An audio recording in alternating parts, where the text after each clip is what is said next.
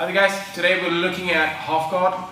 First thing, we've got to establish what the position is, what we're trying to achieve from the position. Okay, so from half guard, you're kind of halfway to your knees. So one way to look at it, right? You've got your legs involved, you're wrapped around one of the opponent's legs.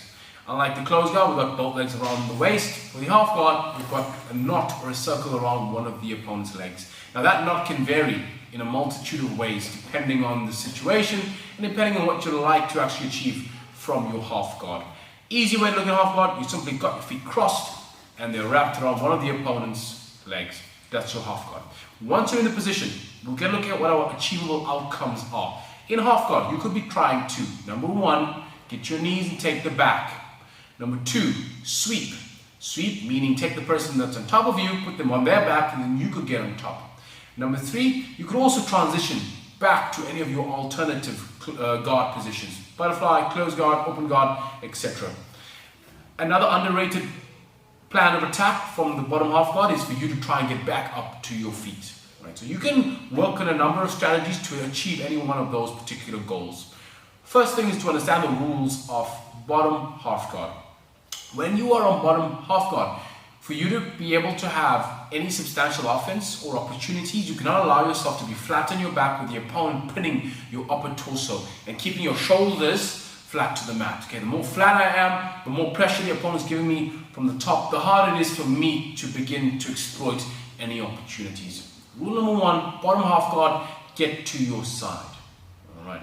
Rule number two from bottom half guard, understand in which angles your body can go.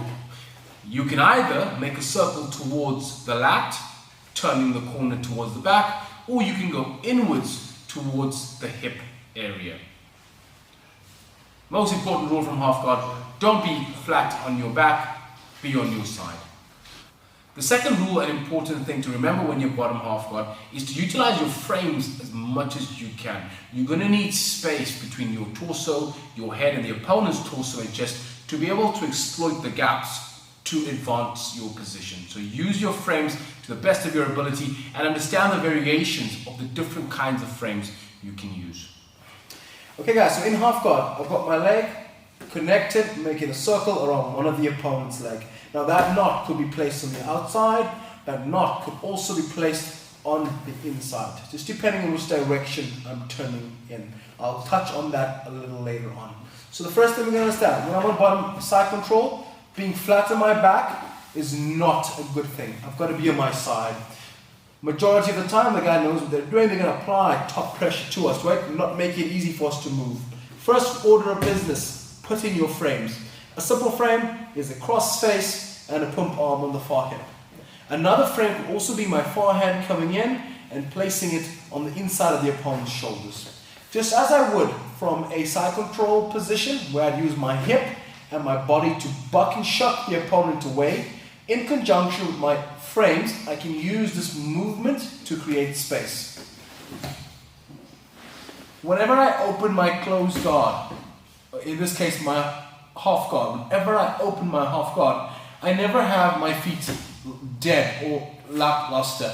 They are still active, they can still close up if they need be, and there's still tension on the inside leg. Alright, so if you open your knot in your closed guard, be sure that they're not dead. Keep some tension in them.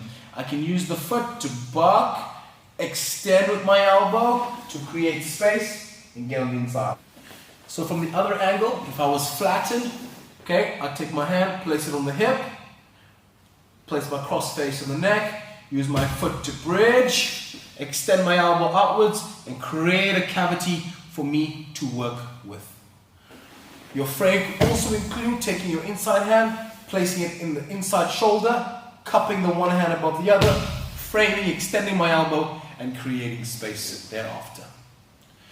Once you're in half guard, you need to understand there are two general directions I'm going to move in once I'm on my side.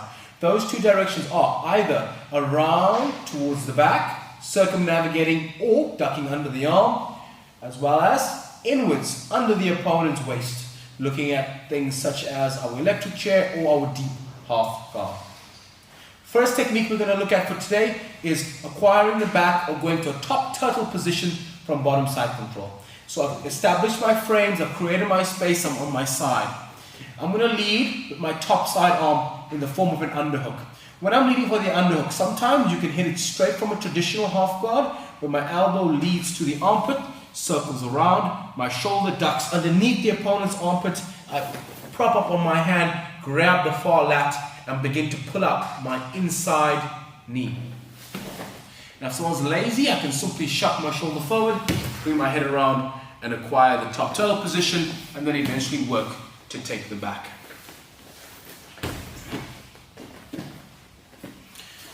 Your biggest problem in this particular endeavor, in acquiring the underhook, is the space closing rapidly.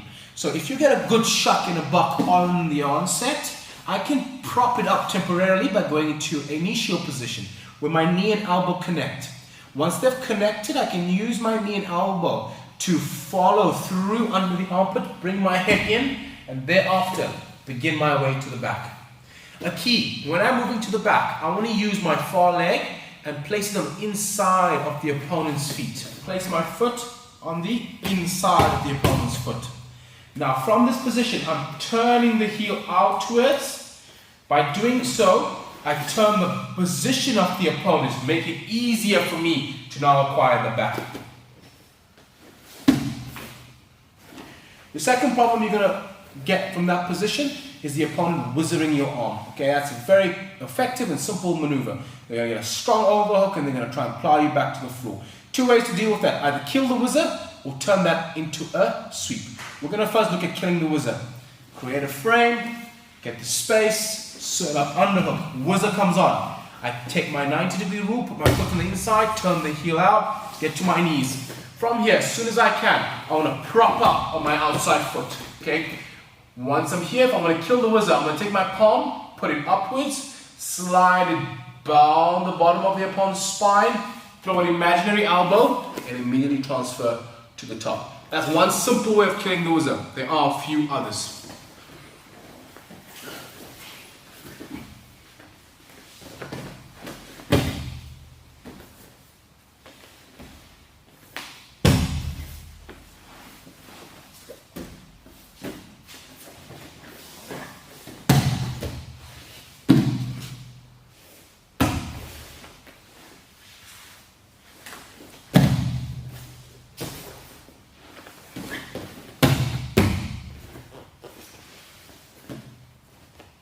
The second way to counter the wizard is when the opponent tries to apply pressure inwards and plow our head back into the mat.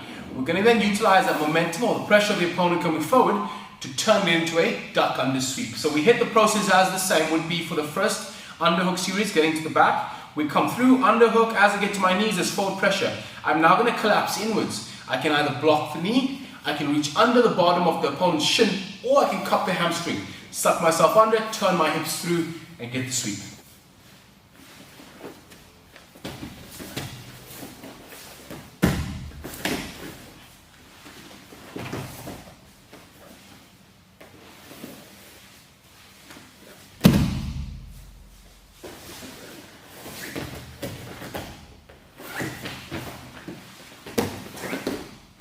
In the duck under sweep, the more you can sell the actual pressure, so if you're feeling the pressure coming in towards you, give him a bit of a reaction, push back into him, and then when you feel a real commitment, you want to get one sweep and one consistent flow through the bottom of his hip, tapping the far knee and following him over. Alright guys, so that's your basic introduction to bottom half guard. We've only looked at one principle today, which is our underhook, underhook to whizzer, either kill the whizzer, underhook to whizzer and pressure, duck under and get a sweep. Right. That is taking the approach of turning the corner around the arm and the lat and making our way to the back. Thank you for the video guys. Be sure to like and subscribe and we'll catch you in the next one.